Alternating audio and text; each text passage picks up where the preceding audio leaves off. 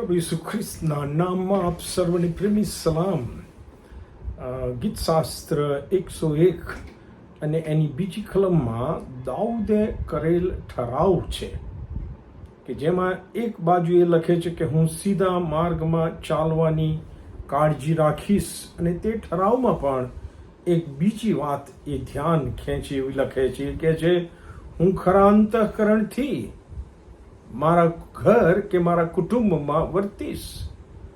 I will lead a life of integrity in my own home. I will walk within my house in the integrity of my heart. એ કહે છે હું મારા ઘરમાં વિશ્વાસુપણે, ઈમાનદારીથી અને પ્રમાણિકપણે જીવન જીવીને દોરવણી આપનાર જીવન જીવીશ.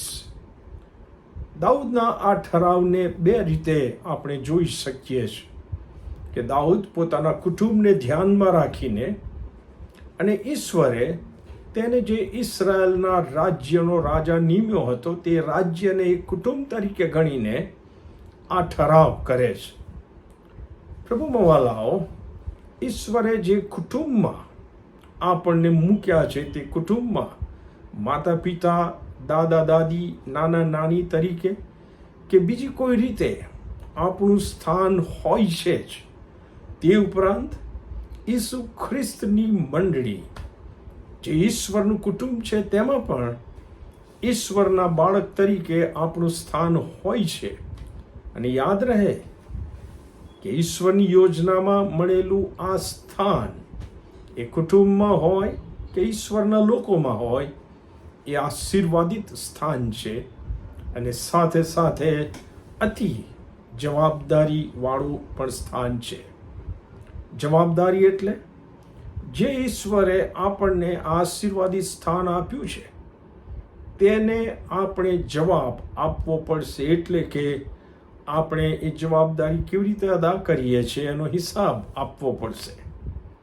આપણે દરેક જણે ઈશ્વરની ઈચ્છા પ્રમાણે, ઈશ્વરની ભીખમાં અને ઈશ્વરના મહિમા માટે દાઉદની સાથે આપણે પણ આપણા કુટુંબમાં અને મંડળીમાં પારદર્શક, પ્રમાણિક અને ખ્રિસ્ત કેન્દ્રિત જીવન જીવવાના ઠરાવ સાથે નમૂનારૂપ જીવન જીવીએ.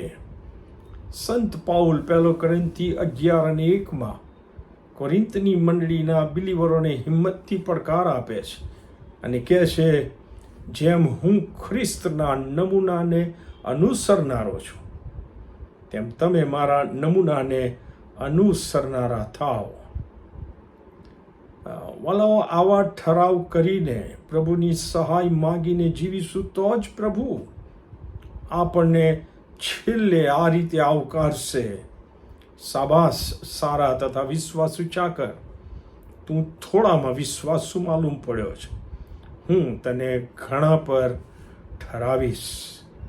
પણ વાલાઓ, આ આશીર્વાદો લેવા માટે આપણે પ્રભુની સહાય માગીને કેટલાક આત્મિક જીવનના ઠરાવો કરવાના છે, અને ઠરાવ પ્રમાણે આપણે કિંમત આપીને, કિંમત ચૂકવીને જીવવાનું પણ છે, અને એ પ્રમાણે કરવાને પ્રભુ એની સહાય આપણને કરે.